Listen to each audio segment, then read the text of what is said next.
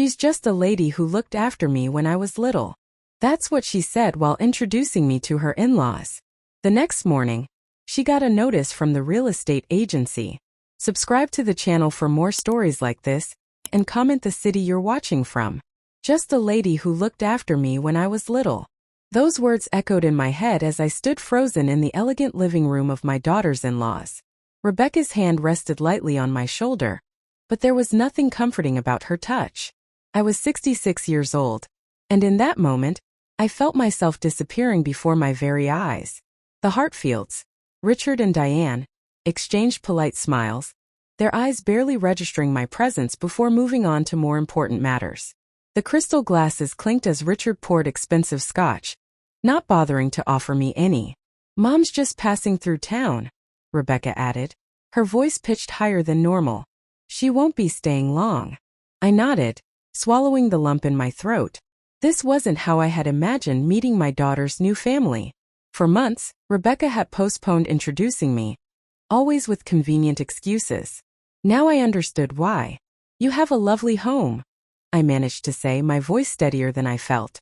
Diane's smile tightened. "Thank you. We've lived here for 30 years. Family legacy is important to us." The emphasis on family wasn't lost on me. Throughout dinner, questions about my background were artfully avoided. When Richard asked Rebecca about her childhood home, she spoke vaguely about a modest upbringing, while squeezing my hand under the table, a silent plea to play along. That night, in the guest bedroom of Rebecca's apartment, I sat on the edge of the bed, my body heavy with a familiar weight I'd carried for years. The weight of being invisible, of being erased. "They seem nice," I lied when Rebecca came to check on me before bed. "They're just very traditional," she said, not meeting my eyes. "They wouldn't understand someone like you, Mom." Someone like me. A widow who'd worked as a hospital receptionist for 30 years. Who'd never remarried. Who'd worn the same winter coat for a decade because college tuition payments came first. "I understand," I said, though I didn't. "Not really." Rebecca kissed my cheek quickly. "Thanks for being so great about this. It's just easier this way." After she left, I pulled out the small photo album I'd brought. Pictures of Rebecca's graduation, her first apartment, the day she got her dream job at the marketing firm. Milestones we'd celebrated together, just the two of us against the world. Or so I thought. Morning came with harsh clarity.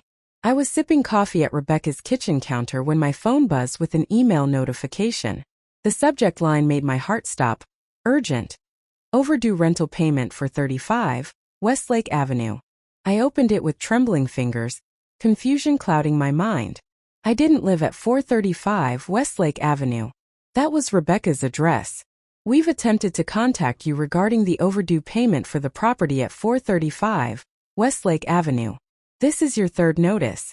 If payment is not received within 48 hours, eviction proceedings will begin." I scrolled through the email, my confusion turning to disbelief. There it was, my name on the lease agreement. My bank account listed for automatic payments. Payments that had apparently stopped 3 months ago when my account balance dipped too low. The room spun around me. For 4 years, I had been paying my daughter's rent without knowing it. 4 years of helping her out, with what she called temporary loans, that always seemed to match her rent amount. 4 years of dipping into my modest retirement savings because she was building her career. My coffee cup clattered against the counter as realization washed over me. All those times I'd scrimped on groceries, canceled my cable subscription, taken on weekend shifts, it wasn't to help her through a rough patch. It was so she could live in this luxury apartment, while telling her in-laws and friends that she'd made it on her own. I heard the shower running in Rebecca's bathroom. Soon she would emerge, kiss my cheek, and ask if I wanted to go shopping, her treat. And I would have to decide what hurt more. The betrayal of her lies or the casual erasure of who I was to her. Just a lady who looked after her when she was little. Not her mother. Not the woman who had given up everything for her. Just a footnote in the story she was crafting for her new life. The email glowed on my phone screen. Undeniable proof that the daughter I thought I knew had disappeared long before I had. I still remember the day David died. Rebecca was only 8, clinging to my hand at the funeral, her small fingers cold against mine. "It's just us now, Mommy," she had whispered. And I had nodded, squeezing her hand, making a silent promise to give her everything I could. Now, sitting in her pristine kitchen, staring at the rent notice, I wondered where I had gone wrong. The bathroom door opened, and Rebecca emerged wrapped in an expensive bathrobe, her hair twisted in a towel. She froze when she saw my face. "Mom? What's wrong?" I turned my phone toward her, the email still open. "Why is my name on your lease?" The color drained from her face. She reached for the counter to steady herself. "I can explain." "Please do," I said, my voice unnaturally calm. "Explain why I've been paying your rent for 4 years without knowing it." Rebecca sank into the chair across from me. "It wasn't supposed to be for this long. When I first moved here, my credit wasn't good enough. The management company needed a cosigner with stable income. So you forged my signature?" "No. You signed it. Remember that day you came to help me move? There were a bunch of papers." I remembered. She'd handed me a stack of documents, pointing to signature lines, chatting about how excited she was. I had trusted her completely. "And the payments? How did those come from my account?" Her eyes dropped to the floor. "I set up the automatic withdrawals. It was just supposed to be temporary until I got on my feet." 4 years is not temporary, Rebecca." She ran her fingers through her damp hair. "Things got complicated. My job didn't pay as much as I expected. Then I met James, and his family has certain expectations. Expectations that didn't include having a mother who's just some lady who looked after you." She flinched. "You don't understand. The Hartfields come from old money. James's ex-fiancée was from a similar background. I needed to fit in. By erasing me? By draining my retirement account. I was going to pay you back," she insisted. "Once James and I are married." "Stop." I held up my hand. "Just stop." I closed my eyes, memories washing over me in painful waves. The night I'd sold my wedding ring to cover the first semester of her college tuition. The summer I'd worked double shifts at the hospital while battling pneumonia, because she needed money for a study abroad program. The car I never replaced, the vacations I never took, the doctor's appointments I postponed. "Do you know what I did last winter when my heating broke?"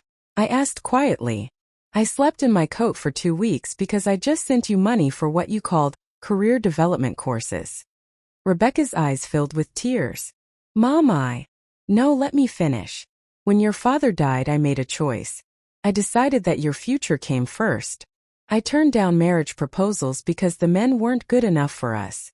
I worked weekends and holidays for the extra pay. I sold family heirlooms to send you to that private high school." My voice cracked. "I haven't bought new clothes in years. I've been living on soup and sandwiches. And all this time you've been living here."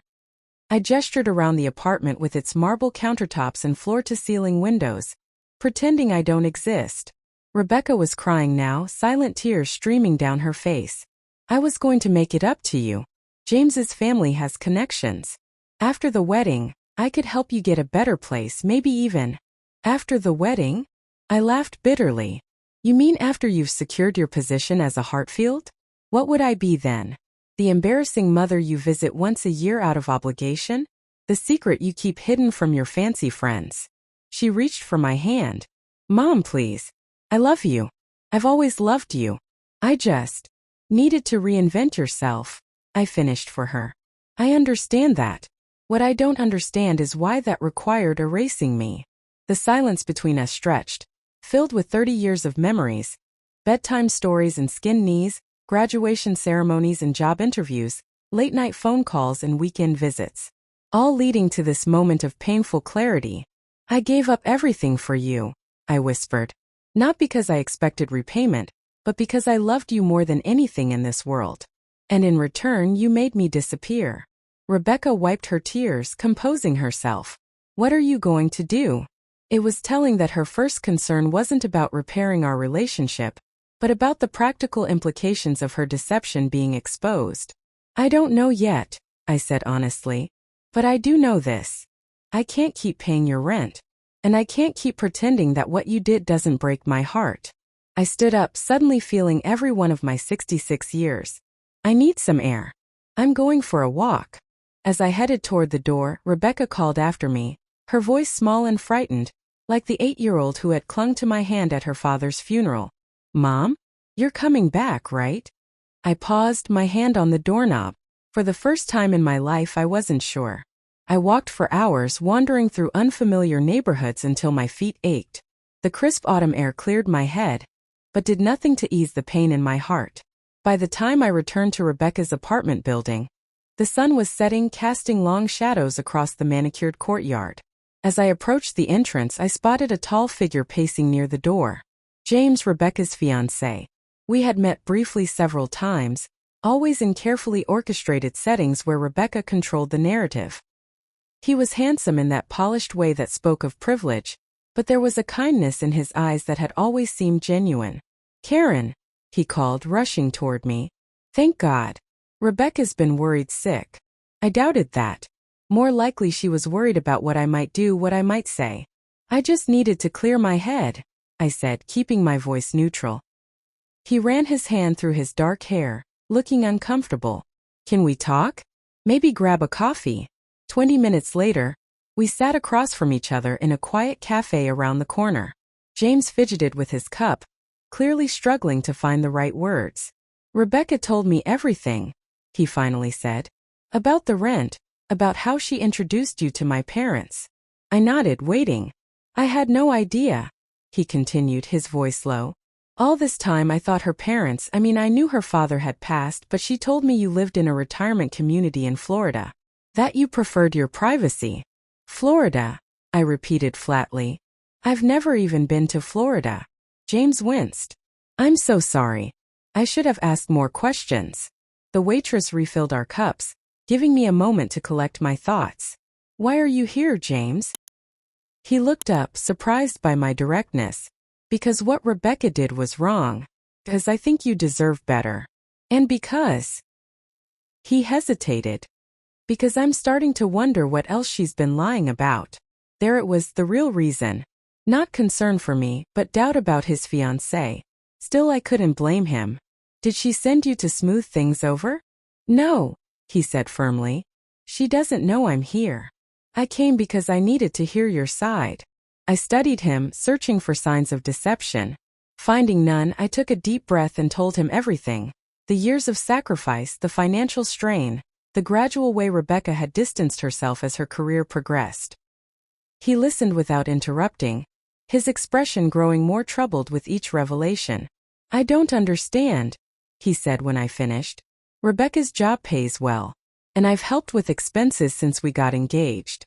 There's no reason she couldn't have paid her own rent." I shrugged, suddenly exhausted. Maybe it wasn't about the money. Maybe it was about maintaining the fiction that she built her life without help. James shook his head, looking genuinely confused. "But why? Everyone gets help. My parents paid for my law school. There's no shame in that." "There is if you're ashamed of where you come from," I said quietly. "Of who your family is." His phone buzzed with a text. "It's Rebecca," he said, his face grim. "She wants to know if I've seen you. What will you tell her?" He pocketed his phone without responding. "Let's go back together. This needs to be addressed, all of it." Back at the apartment, Rebecca was waiting, her eyes red-rimmed but her posture defensive. When she saw James at my side, her face drained of color. "What's going on?" she asked, her voice tight with fear. "We need to talk," James said. "All of us." What followed was the most painful conversation of my life. With nowhere to hide, Rebecca's carefully constructed facade crumbled piece by piece. Yes, she had deliberately kept me away from James's family. Yes, she had diverted my money to maintain an apartment she couldn't afford on her own. Yes, she had been embarrassed by my simple background, my modest clothes, my lack of sophistication. "They would never have accepted you," she sobbed. "You don't understand what it's like trying to fit into their world." "And that justified lying to everyone?" James asked, his voice hard. "Including me?" Rebecca turned to him, desperate. "I did it for us. For our future." "No," he said quietly. "You did it for yourself." The truth hung in the air between us, raw and undeniable. My daughter, the person I loved most in this world, had been ashamed of me, had used me, had erased me from her narrative because I didn't fit the image she wanted to project. James stood up, his expression unreadable. I need some time to think. About everything. As the door closed behind him, Rebecca collapsed onto the couch, her body shaking with sobs. I remained standing, a strange calm settling over me.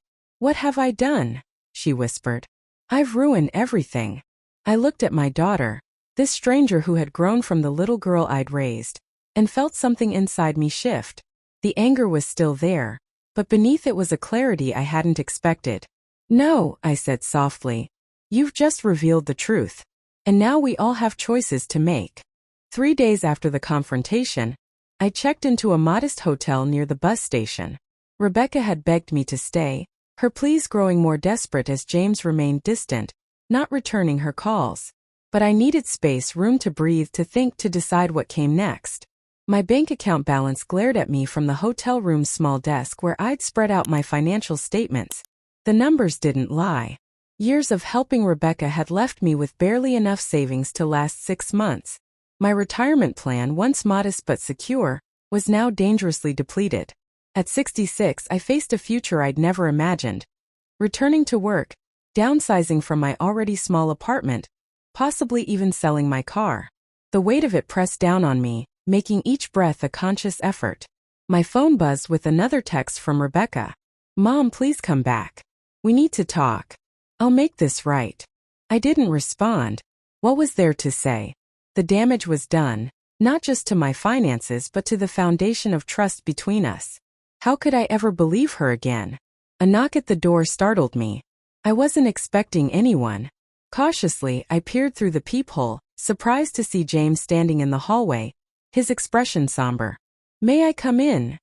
He asked when I opened the door. I stepped aside, watching as he surveyed the small room with its worn carpet and dated furnishings. Nothing like the luxury he was accustomed to. I've been looking for you, he said, remaining standing. Rebecca wouldn't tell me where you'd gone. She doesn't know, I replied. How did you find me? A small smile. I'm a lawyer. Finding people is part of the job. I gestured to the room's only chair while I sat on the edge of the bed. Why are you here, James? He leaned forward, hands clasped between his knees. I've been doing a lot of thinking. About Rebecca, about what happened. He paused. And I've been talking to my parents. My heart sank. Of course the Hartfields would close ranks, protect their son from a gold-digging fiancée and her deceptive mother. They're appalled by how you were treated, he continued, surprising me. My mother especially. She wants to meet you, properly this time. I shook my head. I appreciate the gesture, but I don't need charity. It's not charity, he insisted. It's basic decency. What Rebecca did, it wasn't just wrong, it was cruel. She's still your fiancée, I reminded him. His expression hardened. Actually, we're taking some time apart. I can't build a marriage on lies. We sat in silence for a moment, the hum of the old air conditioner filling the room. What will you do now? He finally asked. I gestured to the financial papers on the desk. Start over, I guess. Find a job. Scale back. At 66? He sounded genuinely concerned. That's not right. Life isn't always right, James. Sometimes it's just life. He stood up abruptly. I want to help. No, I said firmly. That's exactly what I don't want. I've spent my entire adult life being responsible for others or dependent on them. It's time I stood on my own. Even if it means struggling. Even then. I rose to meet his gaze. My dignity is all I have left. I won't lose that too. He nodded slowly, respect flickering in his eyes. I understand. But if you change your mind. I won't, I said, walking him to the door. But thank you for coming. For seeing me as a person worth finding. After he left, I returned to the desk and stared at the papers that represented my diminished future. The practical part of me recognized the challenges ahead. The survivor in me knew I would face them. That evening I called Rebecca. Her voice was raw when she answered, hope threading through her words. Mom? Are you coming back? No, I said gently. I'm going home tomorrow. But we haven't resolved anything. Some things can't be resolved, Rebecca. They can only be accepted. She began to cry, soft hiccuping sobs that reminded me of her childhood tears. I never meant to hurt you. I just wanted to be someone else, someone better. I know, I said, my own eyes filling. But you can't become better by erasing where you came from. Who you came from. What can I do? She pleaded. Tell me how to fix this. I closed my eyes, the answer already clear in my heart. You can't fix it. Not now. Maybe not ever. What you can do is respect my decision. Which is? I'm cutting financial ties with you completely, I said, my voice steady despite the pain. No more help with rent or bills or emergencies. I need to rebuild my life, and you need to live within your actual means. Her breathing hitched. And us? Our relationship. The question hung between us, weighted with decades of love and sacrifice, culminating in betrayal. That depends, I said finally, on whether you can accept me as I am, not as who you wish I was. On whether you can be honest with me, with James, with yourself. I don't know if that's possible. I love you, Mom, she whispered. I love you too, I replied. I always have. But sometimes love isn't enough. As I hung up the phone, a strange sensation washed over me. Not relief exactly, but something adjacent to it. Clarity, perhaps. For the first time in decades, my future was entirely my own. The responsibility I had carried since David's death, to provide for Rebecca, to ensure her happiness, was no longer mine to bear. Tomorrow, I would return to my small apartment in Rochester. I would update my resume, search for part-time work, and calculate exactly how much I needed to survive. I would start over at 66. The prospect was terrifying. It was also unexpectedly freeing. 3 months after leaving Rebecca's apartment, I found myself in the staff room of the Rochester Public Library, hanging my coat on a peg that now had my name beneath it. Karen Williams, Community Services Assistant. First day jitters? Asked Eleanor, the head librarian who had hired me despite, or perhaps because of my age. At 72, she had no patience for ageism and had waved away my concerns about being too old for the position. A little, I admitted, smoothing down my simple navy dress. It wasn't new, I couldn't afford new, but it was dignified. Professional. Like me. You'll be wonderful, Eleanor assured me. The seniors reading program has been neglected for too long. We need someone with life experience. Life experience. A polite way of saying I was old enough to relate to the elderly patrons who came for weekly book discussions and computer help. But I was grateful for the job, for the modest paycheck that would supplement my Social Security, and for the routine that got me out of my apartment 3 days a week. My new apartment was smaller than my previous one, a one-bedroom in a senior living complex that I had once thought I wouldn't need for another decade at least. But the rent was manageable, the neighbors were friendly, and for the first time in years, every dollar I earned was mine to spend as I saw fit. That afternoon, I led my first seniors book club meeting. We discussed Jane Austen's Sense and Sensibility, a story about sisters who lose their financial security and must remake their lives. The irony wasn't lost on me. I always thought Eleanor was too sensible for her own good, remarked Martha, a sharp-witted woman in her 80s. Sometimes you need to shout a little. Let people know they've hurt you. Maybe, said Bernard, the only man in the group. Or maybe dignity is its own reward. Their eyes turned to me, waiting for my opinion. For a moment, I was transported back to Rebecca's apartment, to the moment I had chosen dignity over reconciliation. I think, I said carefully, that there's strength in both approaches. The key is choosing your response rather than just reacting. After the meeting, Martha lingered, helping me arrange chairs. You're new to town? She asked. No, just new to this part of life, I replied. She nodded, understanding immediately. Divorce? Death? Neither. Just recalibration. Martha laughed, a rich sound that filled the small meeting room. I like that. Recalibration. That's what I did after Henry died. 30 years married. And suddenly I had to figure out who Martha was without being Henry's wife. And did you? Figure it out. Her eyes twinkled. Still working on it. That's the beauty of recalibration. It's ongoing. Over the next few weeks, Martha introduced me to her circle of friends, all women in their 60s and 70s, all experiencing their own versions of recalibration.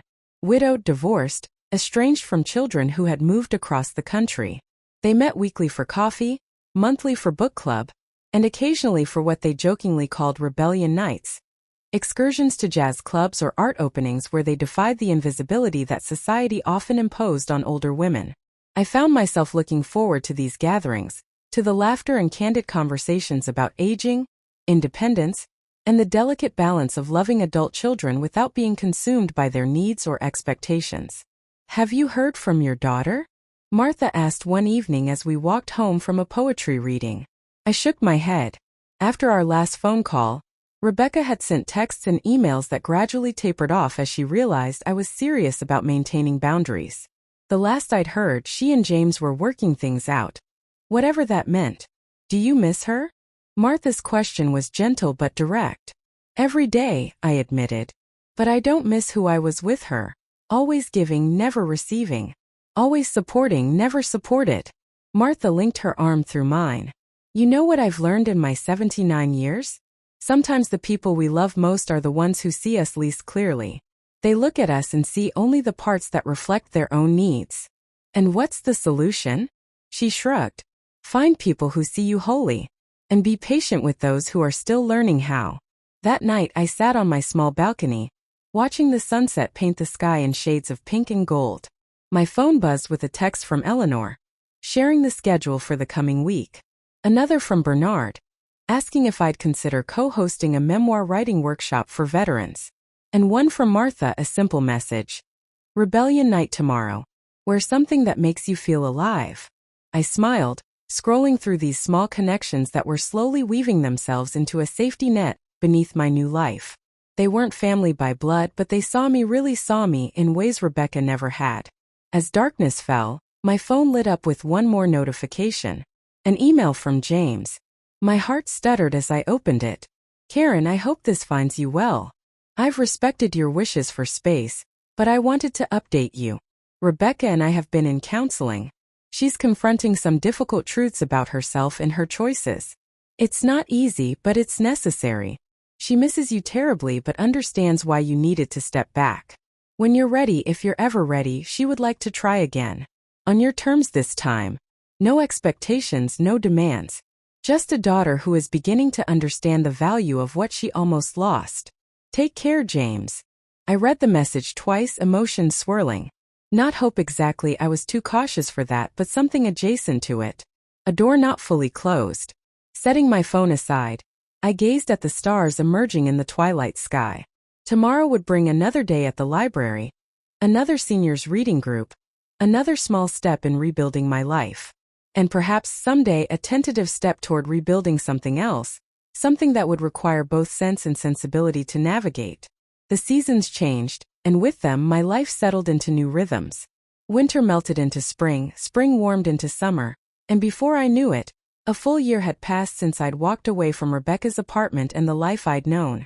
My job at the library had expanded from part-time to nearly full-time, as Eleanor recognized my gift for connecting with patrons.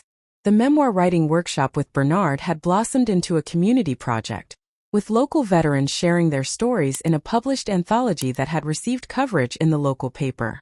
Martha and our rebellion group had become my chosen family, women who had faced their own challenges and emerged stronger. We celebrated birthdays, supported each other through health scares, and shared the small victories and setbacks that made up our daily lives. As for Rebecca, our communication had been sporadic but evolving. Brief texts at first, then occasional phone calls. I maintained my boundaries, refusing financial entanglements of any kind, but I listened as she spoke of therapy, of confronting the insecurities that had driven her to create a false narrative about her life. "James's mother wants to meet you," she said during one call. "Properly this time." "Why?" I asked, still wary. "Because she's realized what it means to stand by your child even when they disappoint you," Rebecca replied, her voice small but steady. "She admires you." I didn't respond immediately, remembering the cool dismissal in Diane Hartfield's eyes when Rebecca had introduced me as just a lady who looked after me. "You don't have to decide now," Rebecca added quickly. "Just think about it." And I did think about it, discussing it with Martha over coffee the next day. "Are you ready to see her again?" she asked, stirring honey into her tea. "Really ready?" "I don't know," I admitted. A part of me still hurts when I think about how easily she erased me. Martha nodded thoughtfully. The question isn't whether you've forgiven her. It's whether you're strong enough now to face her without being diminished by her choices. That afternoon I called Rebecca back. I'll meet with you and James's family, I said. But not at their house. Somewhere neutral. We arranged to meet at a small restaurant halfway between Rochester and the city where Rebecca and James now lived. As the day approached, I found myself unexpectedly nervous, changing outfits 3 times before Martha came to my apartment and firmly guided me back to my original choice. A simple blue dress that brought out my eyes. You look like exactly who you are, she declared. A woman of substance and dignity. The restaurant was quiet when I arrived, early as usual. I chose a table near the window, watching as families and couples strolled past, enjoying the warm summer evening. When the door opened, I recognized Rebecca immediately, though something about her had changed. She was less polished somehow, more authentic in a simple sundress with her hair pulled back in a loose ponytail. Behind her came James, and then an older couple I recognized as the Hartfields. Richard seemed smaller than I remembered, less imposing. Diane's face was carefully neutral, her designer handbag clutched tightly in manicured hands. Rebecca spotted me and froze momentarily before approaching the table. "Mom," she said softly. "Thank you for coming." I stood, accepting her hesitant embrace, noting the tremor in her hands as she stepped back. "You look well," I said, and meant it. There was a clarity in her eyes that had been missing before. James greeted me warmly, then introduced his parents properly. "Mr. and Mrs. Hartfield, this is Karen Williams, Rebecca's mother." Diane extended her hand, her grip firmer than I expected.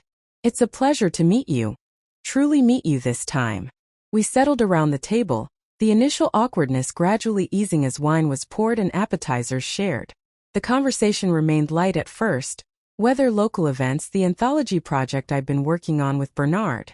Then, during a lull as our main courses arrived, Diane set down her fork and looked directly at me.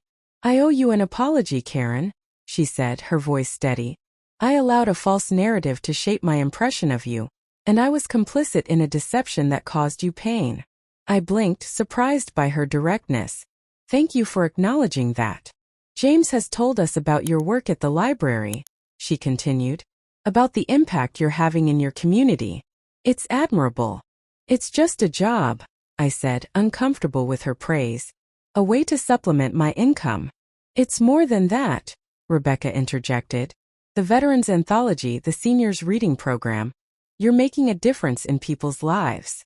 I looked at my daughter, really looked at her, and saw something I hadn't expected. Genuine admiration.